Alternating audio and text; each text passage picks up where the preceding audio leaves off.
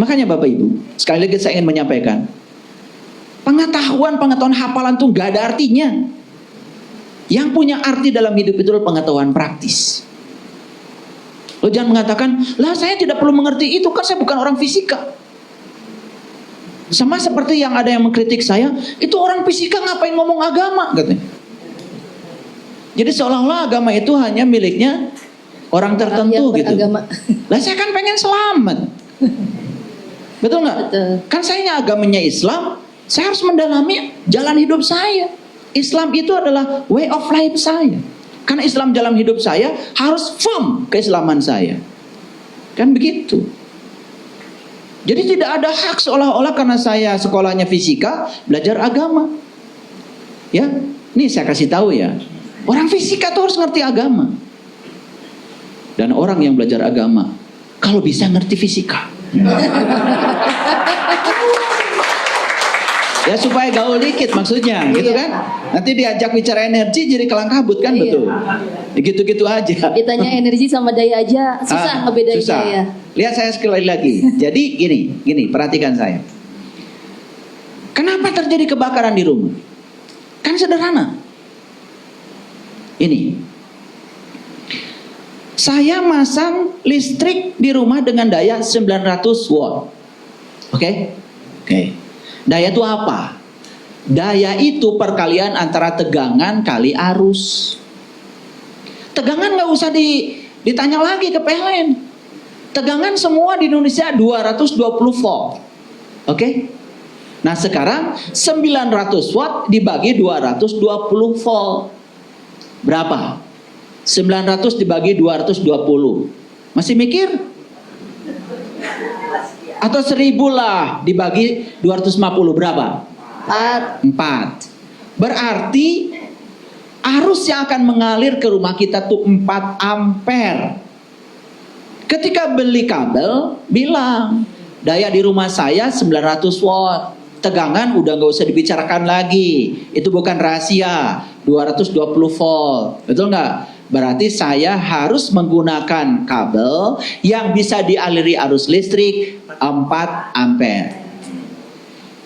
Karena yang penting asal hurung. Paham? Ya? Makanya di pasar Pak untui kabel. Betul nggak? Yang penting asal hurung. Ini keawaman. Karena kita tidak mau tahu. Beli kabel yang 1 ampere. Sedangkan arus yang mengalir di situ 4 ampere. Sebentar dialiri itu kabel sudah leeh. Betul. Leeh bahasa apa ya? Bahasa Jerman ya. Bahasa Jerman. Ya mengelupas. Akibatnya dia berkontak dengan yang lain. Kebakaran. Jadi kebakaran di dunia listrik sebetulnya karena tidak ada knowledge. Sementara energi yang mau dialirkan ke situ sangat besar, tetapi pengalir energinya terlalu kecil, sama dengan kebakaran yang terjadi pada manusia. Kenapa ada orang konslet? Wajah-wajah konslet. Nih ya, konslet. Ya, saya tahu yang konslet di sini. Sebenarnya kita nih, energi yang mau dialirkannya sangat besar, wadahnya terlalu kecil, betul nggak? Sudah gitu, dadanya sempit, pikirannya sempit, ya. Sementara dia ingin yang besar, konslet. Kenapa? Daya yang dialirkan terlalu besar dibandingkan pengalirnya itu sendiri. Nah, sekarang terkait dengan la haula wala quwata. Apa sih maknanya? Saya kasih tahu. Semua orang selalu berpikir bahwa semua tindakan yang dia lakukan seolah-olah hasil dirinya sendiri, karena dia tidak pernah menyadari sang kehadiran. Makanya diajarkan oleh Allah kalimat yang sangat indah, alhamdulillah. Itu kalimat itu menyelamatkan supaya kamu tidak merasa seolah-olah yang berbuat adalah kamu. Kamu itu hanya penyalur energi. Jadi kamu itu hanya penyalur daya. Kabel lah. Kabel. Betul nggak? Kabel. Ya kabel tidak berdaya. Betul nggak? Yang berdaya itu PLN. Betul nggak? Yang mengalirkan listrik. Nah, maksudnya Allah itu satu, kamu jangan merasa seolah-olah yang bisa itu kamu. Sebetulnya kamu itu hanya dibisakan olehku. Aku sumber energi, aku mengalirkan daya kepada kamu. Sehingga ketika kamu dialiri oleh daya, kamu jadi berdaya. Tetapi kamu jangan merasa seolah-olah itu hasil. Kalau kamu bisa memberi, yang memberi aku. Kamu hanya menjadi penyalur energi kreatifku. Gitu. Itu intisari kalimat la haula, bukan cicing kumaha Allah. Nah, disebut katanya itu pasrah. Makanya sudah banyak dikupas oleh saya. Pasrah itu bukan sesuatu yang pasif. Pasrah yang dimaksud itu adalah menyadari bahwa kita ini adalah penyalur kesadaran ilahi. Kita ini adalah penyalur daya dari Sang Mahadaya. Nah, kesadaran itu yang harus dipupuk dalam diri kita sehingga kita selalu dalam keadaan tawadu, rendah hati, tidak merasa bisa. Makanya kan saya sering mengatakan di kajian-kajian saya, jadilah orang yang tidak merasa tahu apa-apa, tidak merasa bisa apa-apa, tidak merasa punya apa-apa, dan tidak merasa siapa-siapa. Ketika di titik itu, maka daya akan mengalir dengan sangat dahsyat. Persis saat kita masih bayi dulu. Waktu bayi kan kita nggak mikir apa-apa, tetapi semua berkah datang. Baju baru datang. Betul nggak? Asal nangis aja sedikit, semua orang pada datang. Betul nggak? Betul nggak? Semua pengen gendong. Sekarang kalian nangis. Antep gue. Kenapa? Karena sekarang itu kita merasa seolah-olah kehidupan itu yang menentukan adalah kita. Yes, betul. Kita punya pilihan untuk ingin seperti apa. Jadi kita sebetulnya bisa memancarkan frekuensi apa yang kita mau. Sang keberadaan akan mengikuti apa yang kita mau. Baik, Ayah. Tepuk tangan. Keren. Luar biasa. Paham barudak? Baik, Ayah, ini ada pertanyaan dari sahabat di YouTube. Assalamualaikum Ayah, bagaimana cara menumbuhkan rasa empati dan bagaimana cara merubah rasa takut menjadi keberanian untuk melakukan pekerjaan yang ingin kita bisa namun masih ragu-ragu? Iya. Tadi sebenarnya sudah di sounding sedikit nih sama Ayah, cuman boleh Ayah diperjelas kembali. Ini dari Sri Widayanti, Ayah Palangkaraya. Iya. Rasa takut itu energi. Dan energi itu seperti hukum kekekalan energi. Tidak bisa diciptakan, tidak bisa dimusnahkan, tapi bisa dirubah bentuk.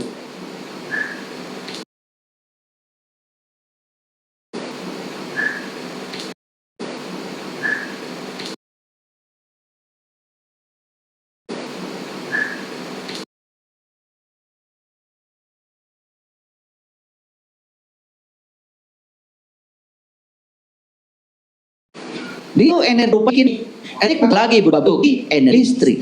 Energi listrik disalurkan ke rumah-rumah, terserah nyampe rumah mau jadi apa. Iya. Mau ngeringin rambut, jadi energi hair dryer, panas, betul? Mau dipakai untuk AC, ya, menggerakkan kompresor, mengubah suhu tinggi menjadi suhu rendah. Jadi terserah.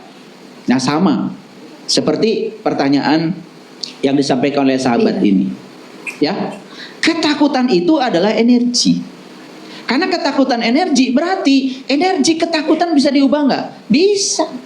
Gimana cara mengubahmu? Satu-satunya cara untuk membebaskan ketakutan, maka kita harus menghadapi yang menakutkan itu. Dan disitulah terjadi transformasi energi menjadi keberanian. Kita ini kan aneh, ingin bebas dari rasa takut. Tetapi kita tidak mau menghadapi yang ditakuti itu. Satu-satunya cara untuk membebaskan diri dari rasa takut adalah hadapi semua hal yang menakutkan itu. Jadi walaupun masih takut-takut, tetapi itu sudah berani. Iya. Jadi sebetulnya ya, berani itu apa? Berani itu adalah menghadapi hal yang menakutkan walaupun masih takut. Paham ya? Ini banyak hari ini saya kasih, nggak tahu dari mana itu datangnya. Insight-nya dari mana? Pokoknya begitu. Ya, sama. Kita ingin jadi orang sabar. Maka dihadiahi oleh semesta orang-orang yang tidak sabar. Karena kesabaran hanya akan tumbuh lewat mereka yang dihadirkan yang disebut tidak sabar itu. Jadi sebetulnya cara semesta mengobati kita itu mendatangkan paradoksnya. Gitu. Makanya saya sering mengatakan, hanya yang berani tersesat yang tidak akan tersesat. Yang takut tersesat selamanya tersesat karena takut. Tapi kalau dia mau mencoba dulu. Jangan dengar kata orang. Betul nggak? Kata orang, wah Saiful Karim sesat. Karena mendengarkan apa kata orang, tidak mau mendengarkan saya, maka dia menilai saya dengan penilaian seperti itu. Selamanya penilaian itu tidak berubah. Jadi apapun yang saya katakan, walaupun itu berlian, walaupun itu sangat menolong, dia tidak kebagian itu. Jadi itu cara menghadapi rasa takut. Kemudian pertanyaan tadi, bagaimana supaya kita bisa berempati? Sama. Untuk bisa berempati itu kita akan dihadirkan orang-orang yang nyebelin. Nah, itu sebagai latihan ya. Itu jalannya. Jalan latihan. Jadi sekarang kalau saya ditanya, gimana cara berempati? Belajar untuk menerima orang yang nyebelin. Belajar untuk melihat dia sebagai karunia semesta untuk menyembuhkan ketidakempatian kita. Karena empati hanya akan terjadi kalau kita bisa bersahabat dengan mereka yang menyebalkan. Makanya ngaji itu jangan cuma di musola, jangan cuma di majelis seperti ini. Ngaji itu harus praktek di kehidupan. Jadi sekarang tahu ya, ketika ada orang yang nyebelin datang dan banyak jumlahnya, sebetulnya kalian sedang dilatih untuk berempati. Apalagi ya, yang nyebelin ini susah hidupnya. Betul nggak? Coba. Itu memang berat ya. Udah nyebelin susah lagi. Betul nggak? Betul nggak? Ya. Kita mau nolong, itu pasti ada syarat dulu. Habis dia nyebelin tuh kan gitu. Nah sekarang bisa nggak kita ya mengubah sudut pandang pada dia? Nah ini harus mengubah sudut pandang. Karena nyebelin itu adanya di mana? Di orang atau di otak kita? Di otak kita. Itu. Ternyata nyebelin itu adanya di otakmu.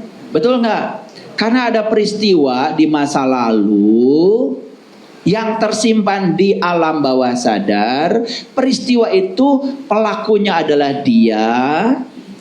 Dan saat itu dia melakukan sesuatu yang kita tidak suka, masuk di alam bawah sadar, itu data masih tersimpan di sini. Jadi walaupun dia sekarang sudah berubah, data itu tidak terhapus.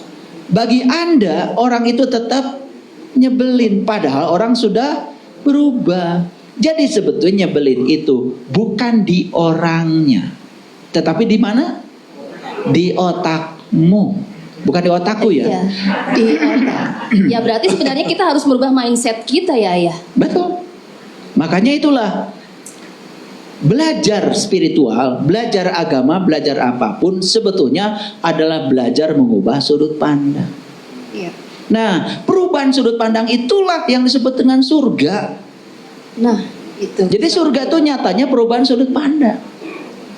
Ketika sudut pandang kita tidak bagus, itulah neraka. Makanya surga dan neraka itu sebetulnya bukan soal geografis, tetapi lebih pada banyak masalah psikologis. Lebih banyak pada psikologis. Jadi cara kita melihat sesuatu, itu yang disebut dengan bahasa asingnya mindset. Baik. Masih ada pertanyaan nih dari sahabat YouTube. Ayah, sampai sore ini sahabat TikTok yang masih mengikuti live kita itu 1.900 dan juga di YouTube itu hampir 500. Ya, jadi masih banyak pertanyaan, masih ada pertanyaan. Saya bacakan untuk satu dari sahabat YouTube di sini dari Mazalingka ya. Mazalingka, bukan Mazalingka, tuh kan, beda kan? Mazalingka di sini. Baik, assalamualaikum ayah. Bagaimana cara menumbuhkan? Oh itu yang tadi ya. Ini satu lagi. Tadi yang itu dari Mazalingka. Istri saya pasien gagal ginjal dan sudah cuci darah. Bagaimana cara merubah pikiran supaya bisa menerima? Karena sampai saat ini dia selalu beranggapan bahwa penyakit itu datangnya dari Allah. Jadi ya selalu menyalahkan Allah seperti itu ayah. Ya, ini sangat berbahaya. Saya tidak menemukan di kitab suci manapun yang mengatakan bahwa segala hal yang negatif itu dari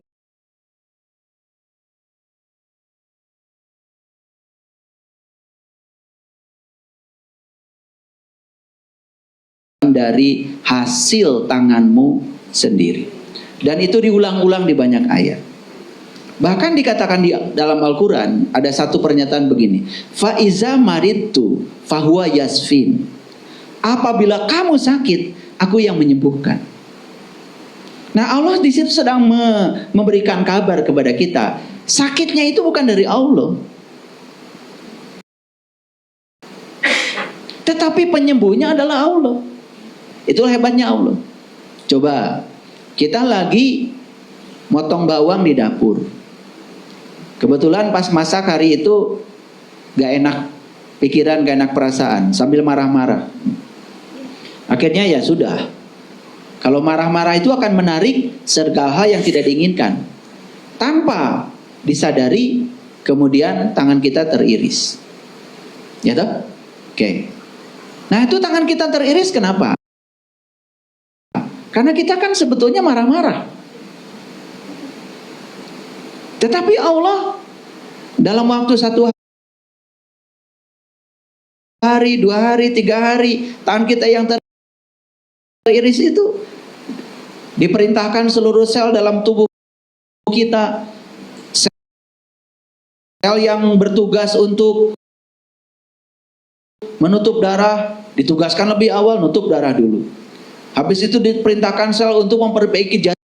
Bukankah sebetulnya dia sudah bekerja menyembuhkan luka yang ada dalam tangan kita? Ini aneh ya kita kadang-kadang. Karena itu sudah belajar tentang Tuhan dari kerangka berpikir, dari konsep, bukan dari kenyataan. Ya. Nah, kemudian di sini saya kasih tahu ya untuk para sahabat, mungkin bukan hanya penanya ini aja, untuk yang lain. Kalau sampai hari ini kita masih punya keyakinan sakit itu dari Allah, berarti kita menempatkan Allah sebagai sumber penyakit. Makanya tidak akan pernah sehat. Ya, ini cara berpikir. Dan saya sudah punya pengalaman tentang ini. Mohon maaf, saya bukan menyembuhkan, karena yang menyembuhkan Allah. Saya cuma menjadi marga lantaran mengubah orang yang punya pandangan seperti ini, dirubah cara pandangnya. Dalam waktu sekejap, sakitnya itu sembuh. Karena Allah tergantung sangkaan kita.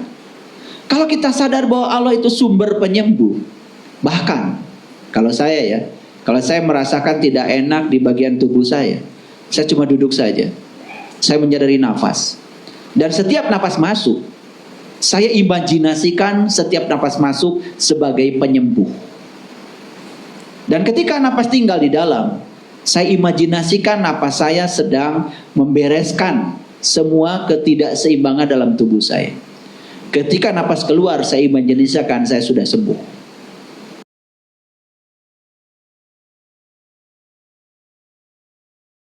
Minum air, saya sapa dulu, terima kasih air, kamu keren. Setiap tetesmu sangat berharga bagiku. Saya undang kamu ke dalam tubuhku sebagai penyembuh. Jadi ketika saya minum air itu, saya imajinasikan dia sebagai obat yang akan menyembuhkan ketidakseimbangan saya. Dan ketika minum pun gak sembarangan. Itulah pentingnya kita belajar ke tubuhku.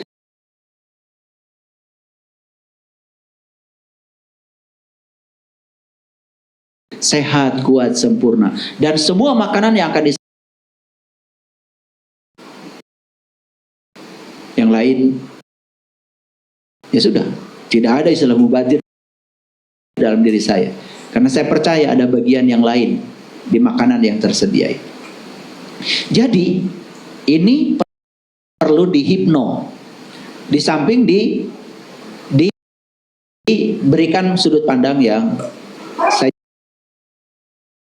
selama kita menganggap Allah sumber penyakit, berarti kita menganggap bahwa Allah yang membuat dia sakit.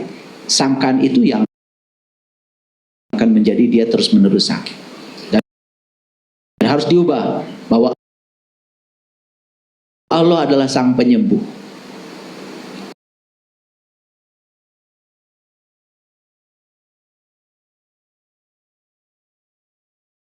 Ya, itu.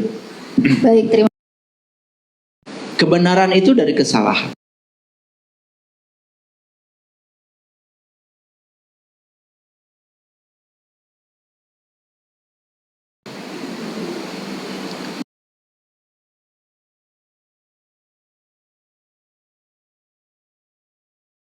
Dan bisa jadi kesalahanlah yang melahirkan.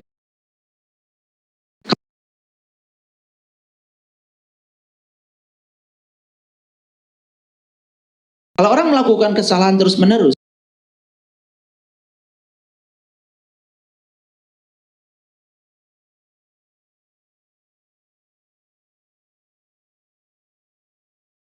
di tempat salah itu ada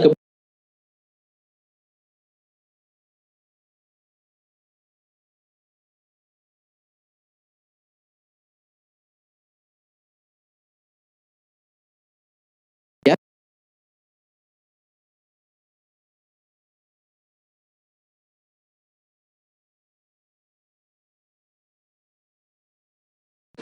Dia